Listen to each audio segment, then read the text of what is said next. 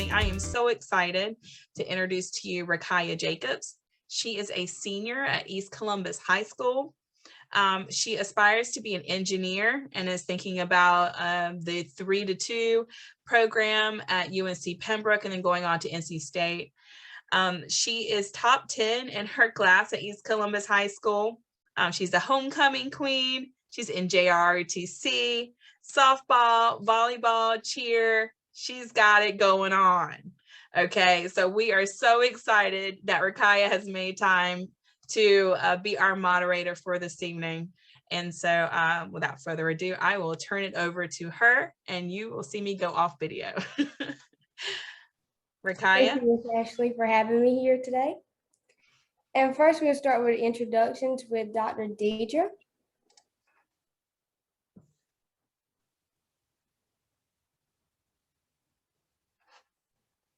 Trying. Hi, I am Dr. Deidre Blanks. I am a ENT, otolaryngology, and facial plastic surgeon. I was born and raised in St. James, daughter of Hubert and Theresa. Undergrad at East Carolina University, med school at East Carolina University, and residency in ENT at UNC Chapel Hill, fellowship at the University of Missouri, and currently practicing medicine in Fayetteville, North Carolina. Wife of Bobby McNeil, and I have two beautiful children, Callie and Connor.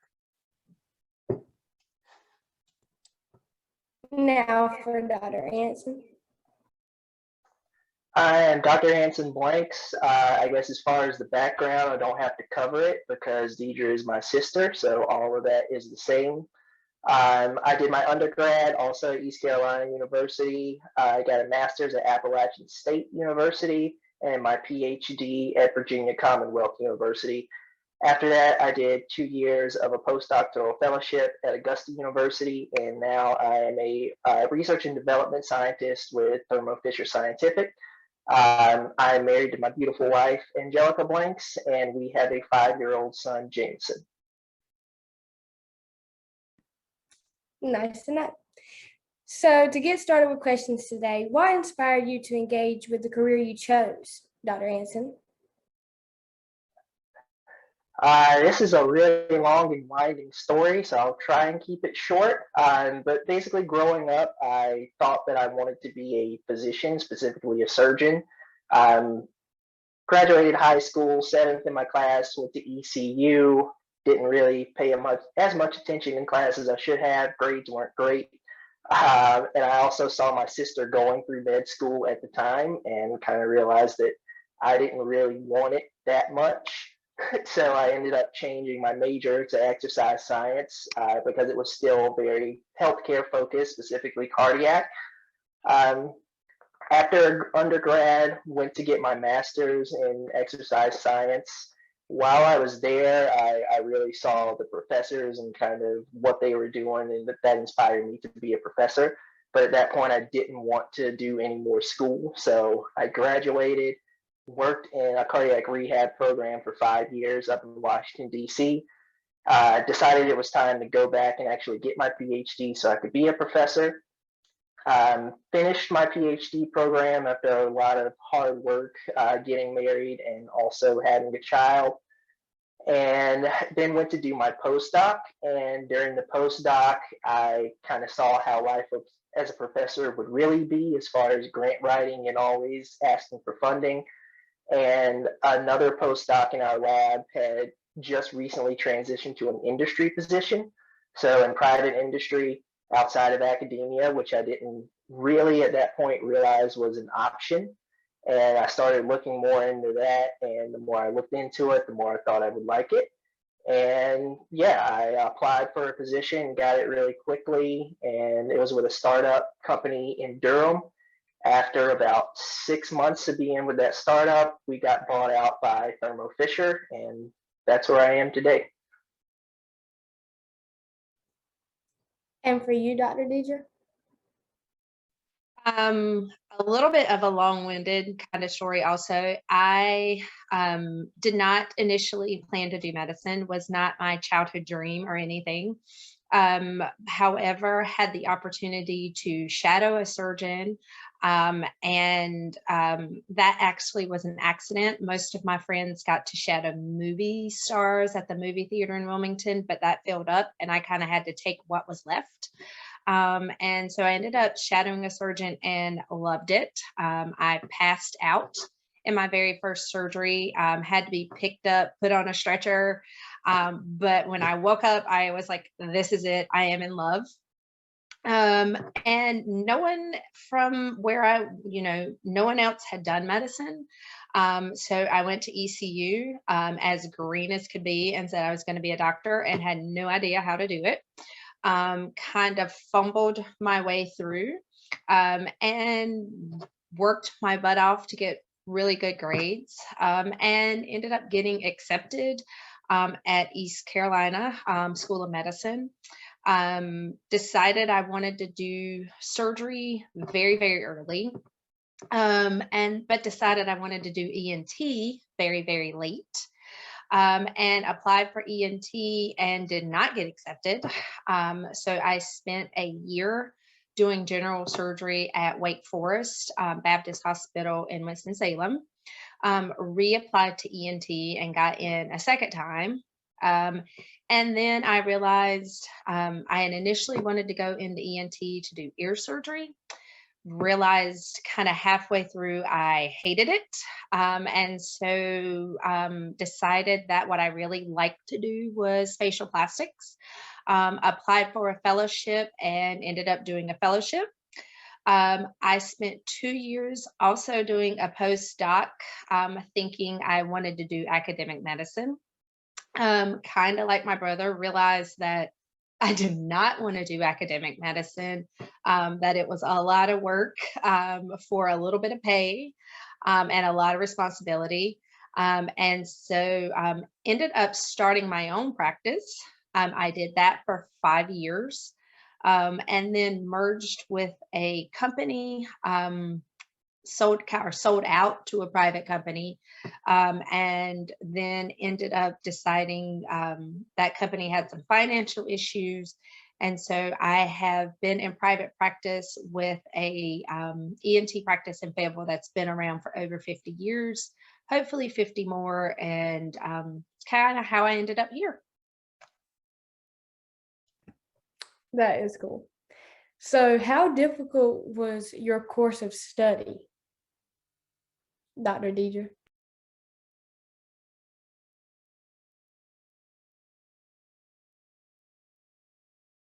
Oh, I will say very difficult. I will tell everybody that a lot of people go to undergrad saying they want to go to med school. And I think they spend the first 2 years of that pre-med year kind of weaning people out. My first year of organic chemistry, my teacher looked at me, my professor looked at me and said, look to your right, look to your left. 2 of you won't be here at the end of my course. And he was very right.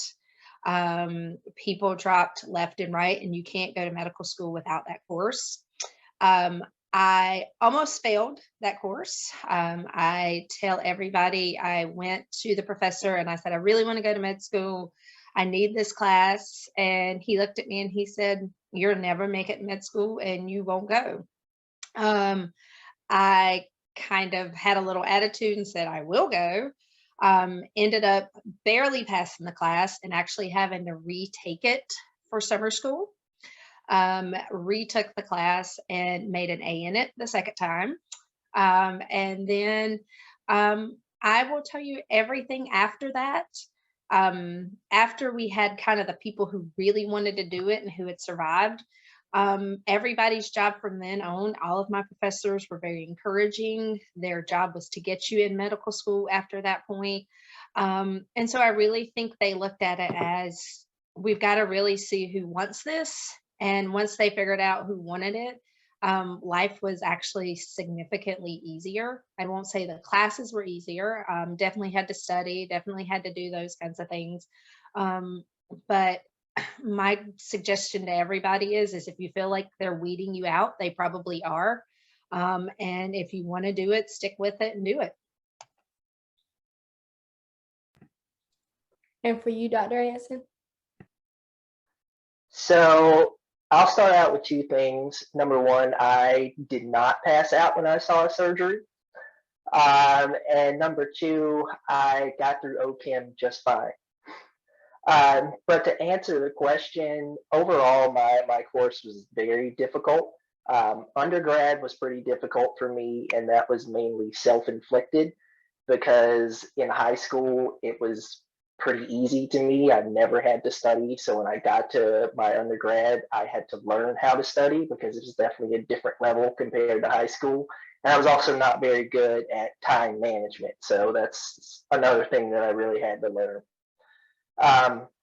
Once I got to grad school for my master's, things got significantly easier. And it's not because the coursework was easier. It was probably quite a bit more difficult, but it was all stuff that I was very interested in. So I didn't have to force myself to study. There were most of the things were things that I wanted to learn, except for biomechanics. I had to force myself to do that, but I made it. After that, I worked for 5 years, so that was, it's working, so it's always going to be difficult, but it's very different from school.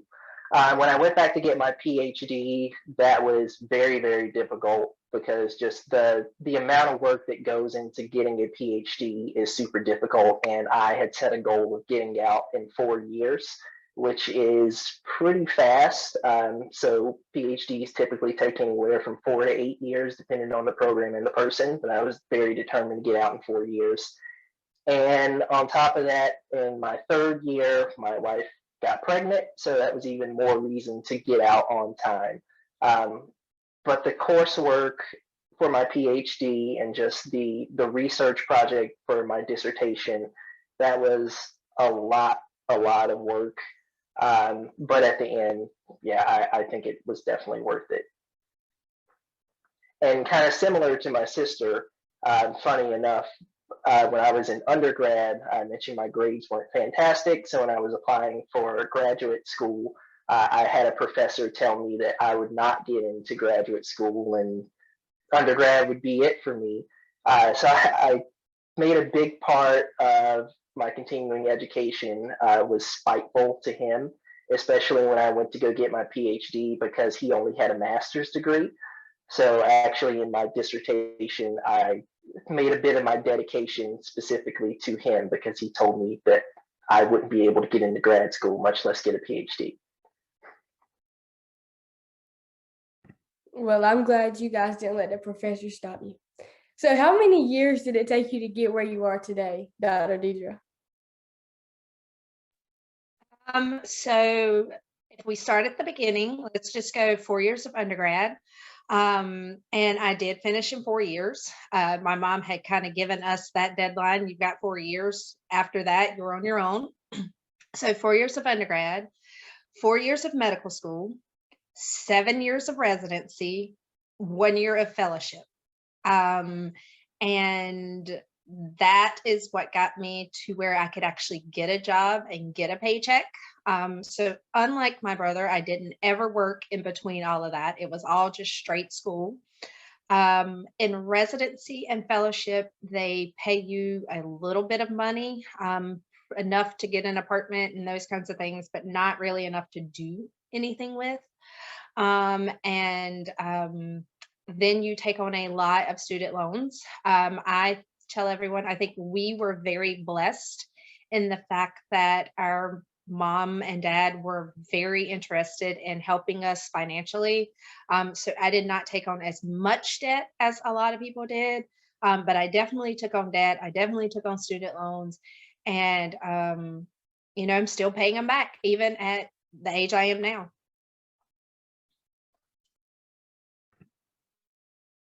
And for you, Dr. Anson? So it took a lot longer than it should have.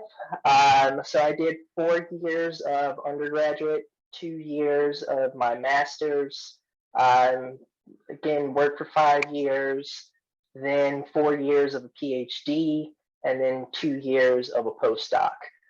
If I had it all to do over again, it would only take about 8 years. So I would just do my undergraduate degree, go straight to the PhD, and then straight into industry.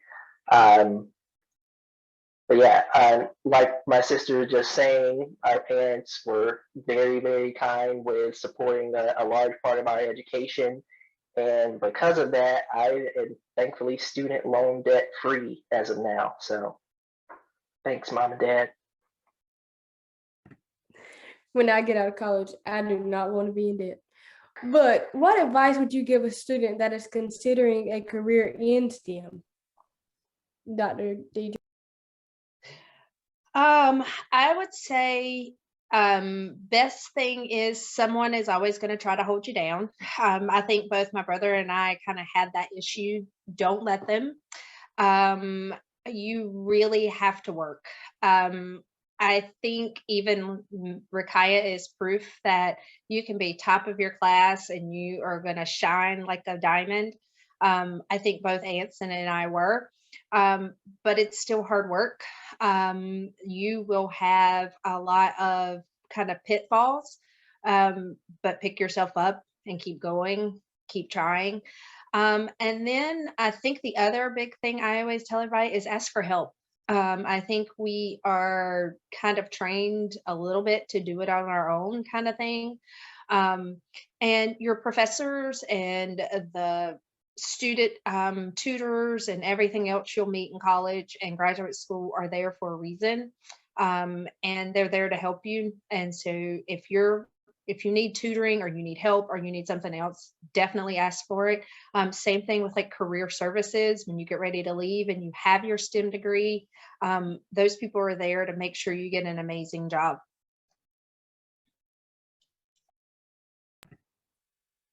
And Dr. Anson? I would definitely echo the ask for help sentiment. So that's one of the things that I struggled with, and I think it might be fairly common. So especially when you're in high school and you're the absolute cream of the crop, and you can do everything pretty easily, things will get harder. People around you will be smarter and more talented. So it can sometimes be hard to ask for help, but yeah, I think it's one of those things where you have to realize that asking for help is not a sign of weakness.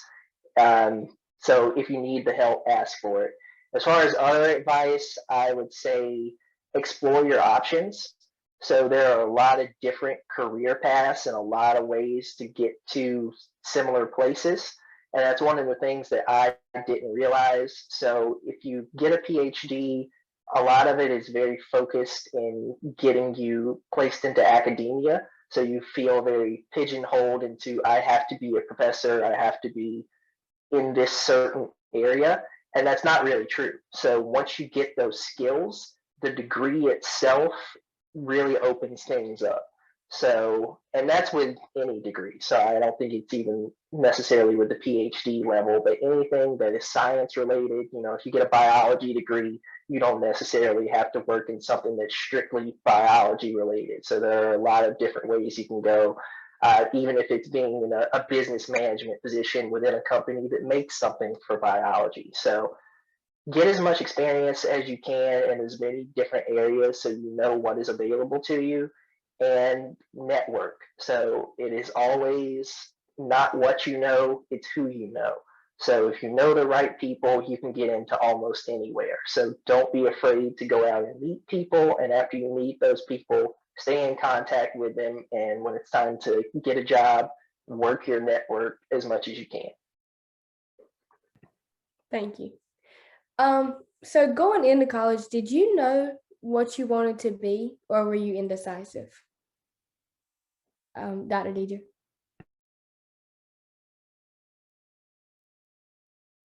I knew I wanted to go to med school. I didn't have a clue what exactly that meant. And I will say that I followed the straight med school path of biology, chemistry, those kinds of things. But when I got in med school, I actually sat on the medical school admissions board. So I got to decide who got into the next medical school classes. And I will tell you that that was probably the wrong answer for getting into medical school. I after sitting on the admissions board, realized that there are certain core classes that you have to take to get in medical school. But the people who took things that they really enjoyed and that they branched out and that made them stand out actually are the people who are more likely to get accepted into medical school. What do I mean by that? I tell everybody, if you want to study Spanish and you want to spend a year in Mexico and you can write your medical school essay about your year in Mexico, that stands out way more than the person who said, oh my gosh, I decided when I was 5 that I wanted to be a doctor. Because everybody decides when they're 5 they want to be a doctor. That doesn't really make you kind of stand out to everybody. And so I always tell everybody there is a pre-med class. There's just a list of classes you have to take. You have to get A's in them. You have to take the MCAT. But when it comes to what I should get my degree in, I always tell everybody what you enjoy. Because just like Anson said, if you're taking classes that you actually are interested in, your grades are going to be significantly higher and you're going to be a better, well-rounded person. As far as someone asked about shadowing for medical school, I will tell you everybody offers shadowing for your medical school. You just have to pick up the phone and ask. Even our clinic currently right now, if you want to shadow, well, maybe not with COVID, but hopefully once all this goes away, almost every medical office that I know, whether it's family practice, whether it's surgeons, wherever it is, will let you shadow. They will let you come spend a half a day with them and just follow them around and shadow them. It doesn't have to be anyone in particular. If you can call me, Fayetteville Otolaryngology. I will gladly let you come spend a half a day with me. If you have a family practice doctor, if you have just anyone, almost absolutely every hospital, every clinic, everybody will let you shadow. You just actually have to ask. And so I will tell you, like I tell everybody, and as far as scholarships go, I applied for everything. I got the United Tribes Scholarship. I applied for every $500, $1,000 scholarship that kind of came my way. And then I actually applied to be a Brody Scholar at the Brody School of Medicine, which also gives you kind of money for that. So there is money out there. I don't know how well the school counselors are anymore, but my mom did not rely on school counselors. She really just kind of sat down, Google search, internet search, word of mouth, anywhere that we could get money for. She made us sit down and write an essay for, fill out an application for. So it was just a lot of footwork.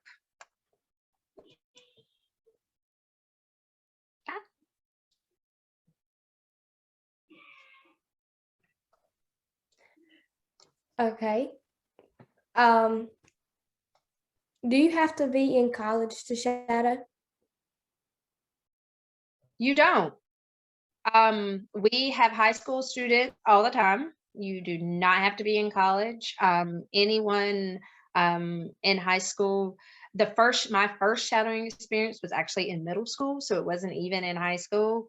So if you are looking to do something, it doesn't matter what age, can definitely be arranged. Oh, and as far as when you're applying to medical school, do they really look at what college you attended? That is a yes and a no. The simple reason I say that is when we were looking at applications at Brody, it's kind of frowned upon to just take all ECU graduates. So they do want you to, have a class of diversity. But if you're asking if you have to go to Yale or Harvard to go to medical school, the answer is totally no. You can kind of go to any. I think we have a major advantage of living in North Carolina, and that if you go to any of the 16 universities that are state-funded schools, they are considered excellent, fantastic universities, and they're all going to look great on an application. And Dr. Anson, did you know what you wanted to be going into college? I thought that I did.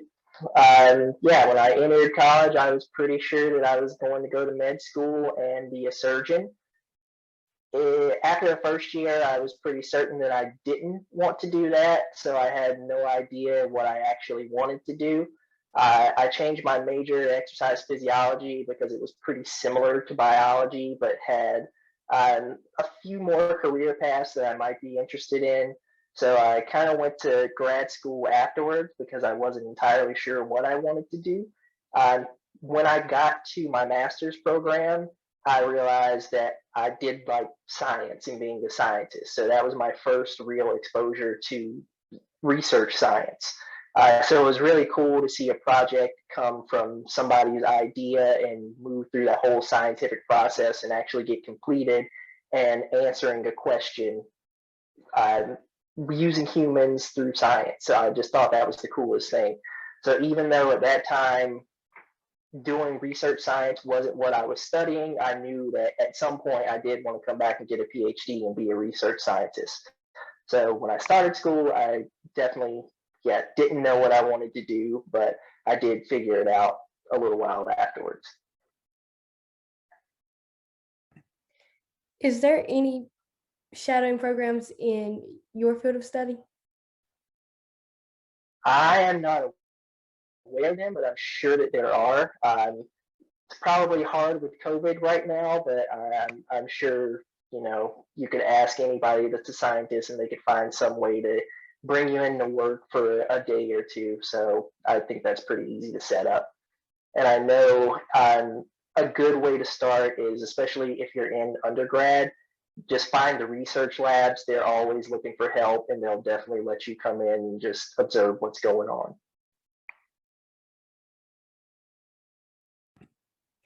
How lucrative are STEM careers, Dr. Deidre?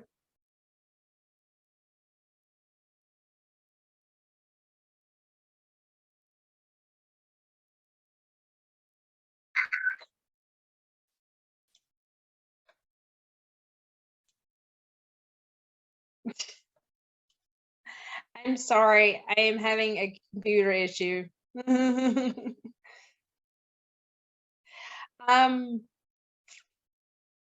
ah,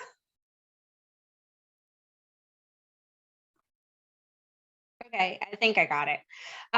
Well, or not. It keeps going off.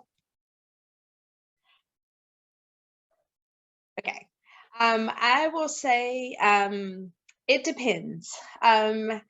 When it comes to medicine, which Anson likes to remind me that I am a physician, not a doctor, that it can be very lucrative, but it is also very expensive to get here. Because as you just heard, Anson has paid off his student loans and I have not. And then the other thing I will say is that it also depends on whether or not you are in private practice versus academic medicine. Private practice is definitely a lot more lucrative than academic medicine. But I will tell you, all things considered, in the world of medicine, it is not as lucrative as people think it is, but it is a very, very lucrative career.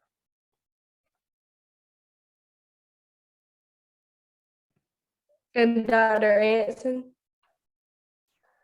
So yeah, like Deidre was saying, it depends.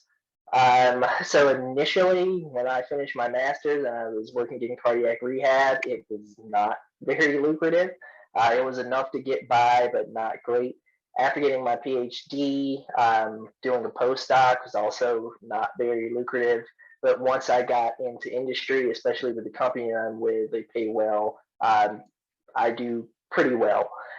So, and I think if I would have started earlier, or if you start earlier, even if you have just a BS, it's fairly easy to work up to a pretty decent salary.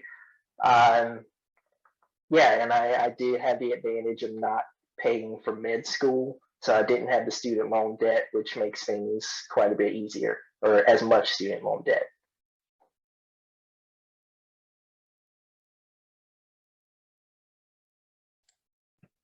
Okay. I'm gonna jump on real fast. I think Rikaya's power went out at home. Ricaya, can you still hear us? I can. Can you hear me? Yeah, just a little bit. Okay. Do you're good to go? You want to Okay. tee up the next question? Yeah, I can. Okay, go ahead. All right. So, as an Indigenous person, do you feel it was harder for you to get into med school? Did you face any discrimination at any point? I will say, I don't know how to answer that. Simply because I am a woman and a brown woman on top of that.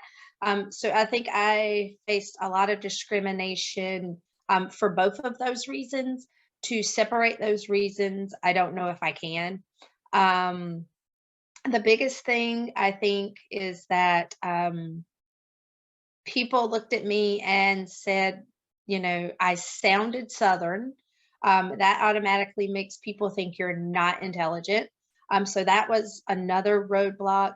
I don't know if being Indigenous was held against me, but I will say that being a minority, being a woman in general, means that you do have to jump a little higher than everyone else in order to get over the same bars.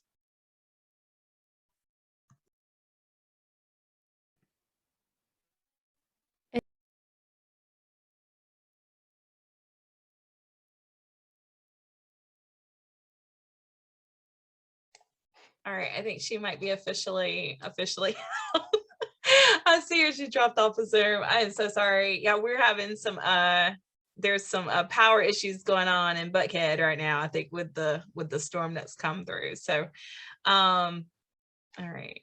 Till she comes back on. Looks like she's coming back on now. So we'll see what happens. All right. I'll go ahead and ask you guys another question that I was thinking of while Ricaya gets back on. So I was wondering, I mean, we've asked a lot of questions like about the shadowing and about like your career. Can you talk about a time whenever you just wanted to quit and what that was like for you, and kind of what helped pick you back up to keep going? And Dr. Anson, can you start with that? Let's see. There's been quite a few times where I've just wanted to quit. In undergrad, I knew my first year wasn't great, so that put a lot of pressure on the other years to get my GPA to where it needed to be.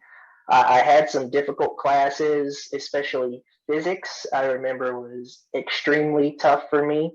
So there were at least a couple of times where I called my mom crying. I'm just saying that this is too much for me.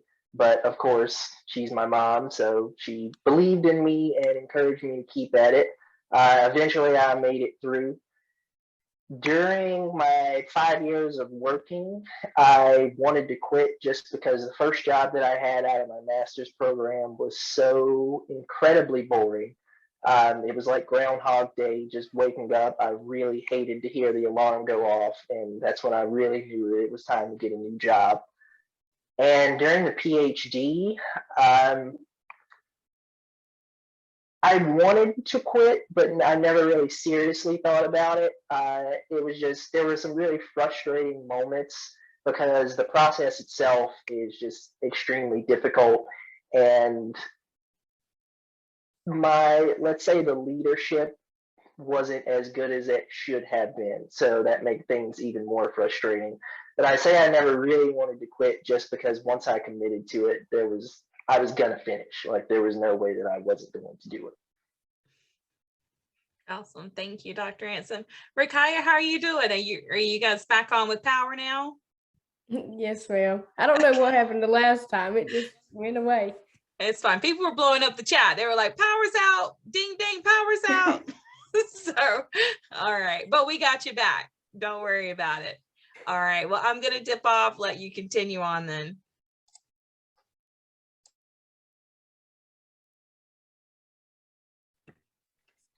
I guess I'll answer if I've ever wanted to quit. I definitely wanted to quit when taking organic chemistry.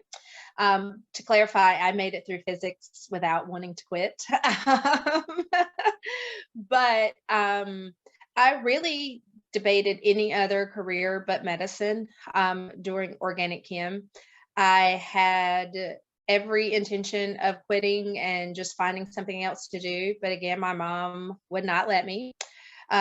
She actually let me come home for the summer after, and I made me get up every day to drive to UNCW for that entire summer to take organic chemistry again. Um, and kind of after I got through that, when you are in med school, you have to take biochemistry. That is like organic chemistry on steroids. I hated that class. I don't think I wanted to quit at that point, but it was painful. It was horrible. But I had figured I got into med school. I had made it that far. It really wasn't an option. Um, and then the other time is when I didn't get into ENT residency the first time. I thought about quitting and doing something else, whether it was general surgery or something else. Um, and I eventually, again, my mom told me I could do this. And she pushed me. I applied a second time and ended up getting ENT and doing exactly what I wanted to do. And that is great. So, what is a day in your life and what does it look like, Dr. Anson? I don't really have the same day. That's one of the things I really enjoy about my job. So I'm usually either up and on the computer around 9, or if I have something to do in the lab, I'm usually at the lab around 8:30 or 9. Depending on what I'm doing in the lab, it's everything that I do takes at least 3 hours. So I'm going to be in the lab playing with blood usually because I work with cells, mostly human cells. So doing lab techniques, then collecting the data, analyzing the data. I might have to reach out to a customer about a problem that they're having, try and troubleshoot. And the part of my job that I hate, but is unfortunately necessary, is I'm going to have at least an hour's worth of meetings, sometimes 3 or 4 hours, depending on the day of the week and what's going on.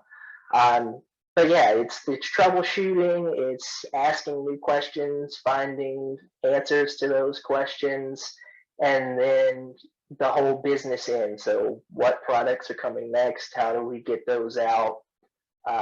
Yeah, a lot of different stuff. It is never the same day.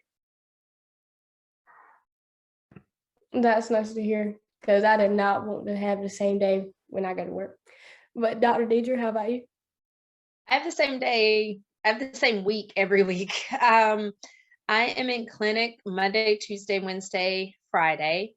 So that is 8:30 to 5. The only thing that's different that makes it amazing every day is every patient is different, every problem is different. And so even though it's the same thing, it's always different. And then I will say Thursdays are my OR day. It is the reason I get up every day during the week because I love to operate. I love being in the OR. I mean, Thursdays are what I kind of live for, and I enjoy it. Where my brother's getting started at 9, I've been up since 4:45. So, and he gets to work from home. They don't let us work from home a lot. So there is a huge difference in those science degrees. And the other horrible part that I will tell you is I have to take call at the hospital.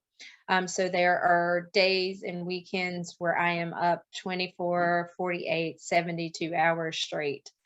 So that is a huge difference.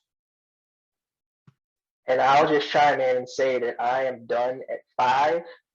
Sometimes before 5. Occasionally, I'll have something that keeps me there until 6, but it's rare.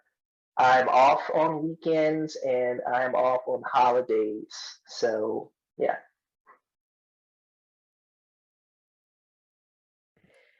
So, how has understanding the importance of science become during this pandemic? Dr. Deidre?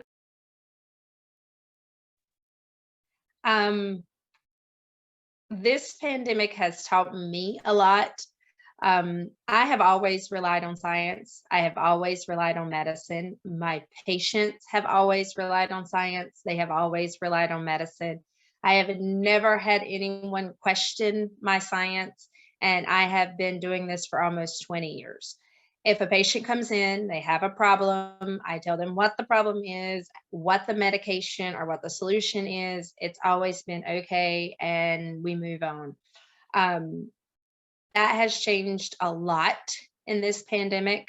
I have worked in the hospital. I have seen people with COVID. I have seen people die with COVID. I have intubated people with COVID. I have worn N95s and masks and shields and PPE, and I'm wearing it every day that I see patients. And it has definitely been a struggle to hear people question medicine. It has been beyond a struggle to hear the people who question medicine show up in my ICU, in my ER, and then want me to perform medicine and some miracle that I just don't have. So from a medical standpoint in this pandemic, it's been hard. And I'm hoping it gets better, but I am not counting on it. And for you, Dr. Ants? Yeah, I think there are two big groups there. So there is the group that really believes in science and that has been justified with how quickly the vaccines have come out and how treatment has gotten better. And then there's the other side that just kind of deny anything that they see. But overall, I think the majority of the public has a favorable view of science that's more favorable now, particularly with how quickly the vaccines came out in comparison to other things. So I think that's a testament of what can be done when the funding is there and there are incentives for scientists to actually collaborate with each other. But at the same time, that may have set an unrealistic expectation because most things don't move anywhere near that quickly in science. So I guess it's 50-50. So from my opinion, science is incredibly important, and the pandemic has really highlighted that. But public perception, I'm not entirely sure.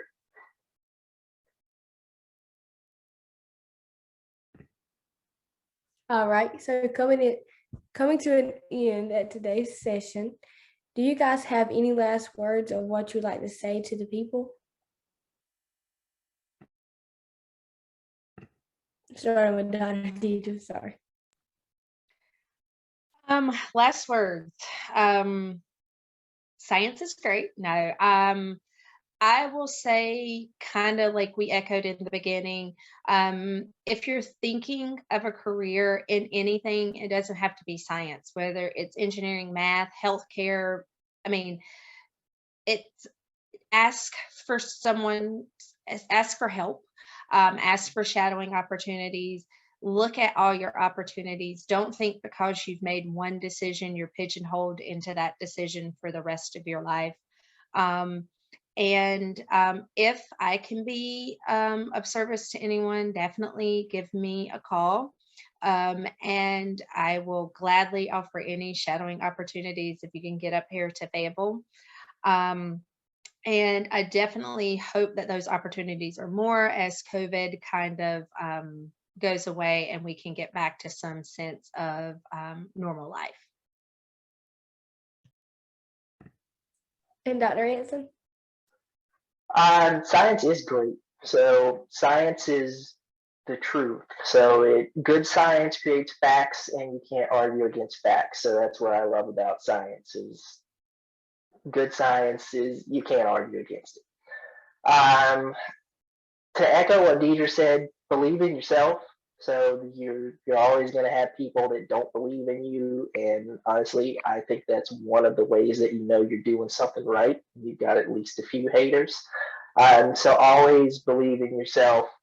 Work your network, and yeah, any resources that you have, reach out to them. Even if they can't help you directly, they may be able to point you in the direction of somebody that can help you. So don't be afraid to ask for help. Work your network.